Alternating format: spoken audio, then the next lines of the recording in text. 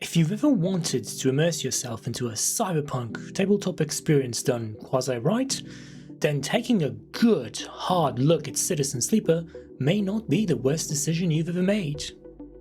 Hello everyone, this is 0 Point Energy and today we're going to be taking a look at Citizen Sleeper. As I'm sure many of you can guess, a vast open world experience, this is not.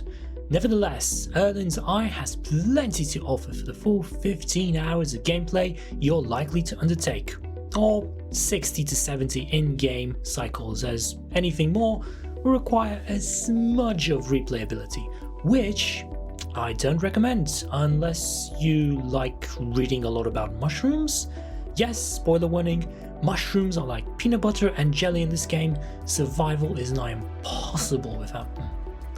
As the story unfolds, you'll be going through the trials and tribulations of the main sleep-adoring character, or, as we know him, Sleeper, who has been aptly described by the cutest character in the game as Robot. Of course, everything is more nuanced than that, but it goes to show how self-aware the developers are of their own creation.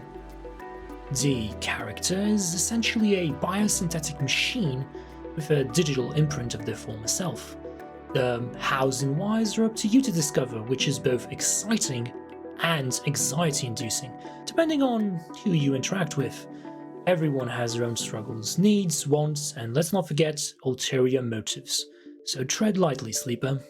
While the character's motivations may be dynamic at certain points, the art style is certainly not.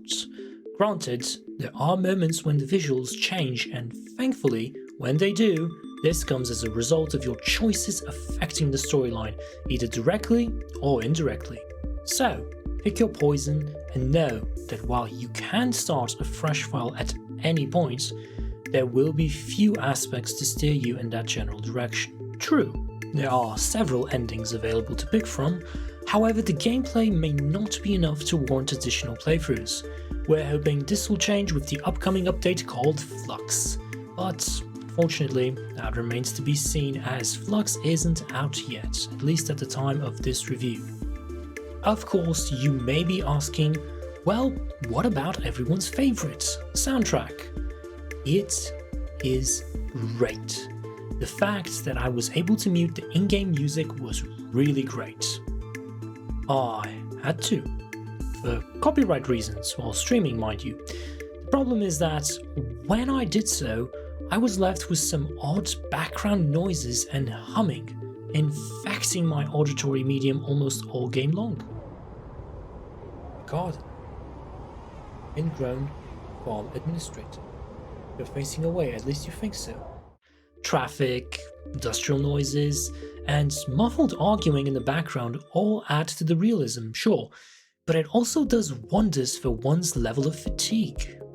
Admittedly, the soundtrack will help mitigate some of that, and non-headphone users are likely to have a better experience overall.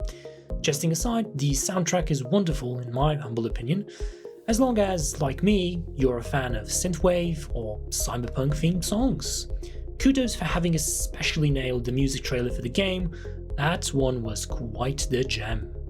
One thing that needs to be addressed, however, are the bugs and glitches. These are typically the bane of every gamer's existence, along with the microtransactions, and I'm grateful to report that during my whole time playing I've not had one crash or major bug crop up.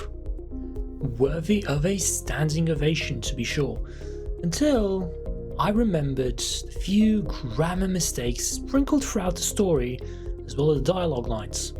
Immersion breaking?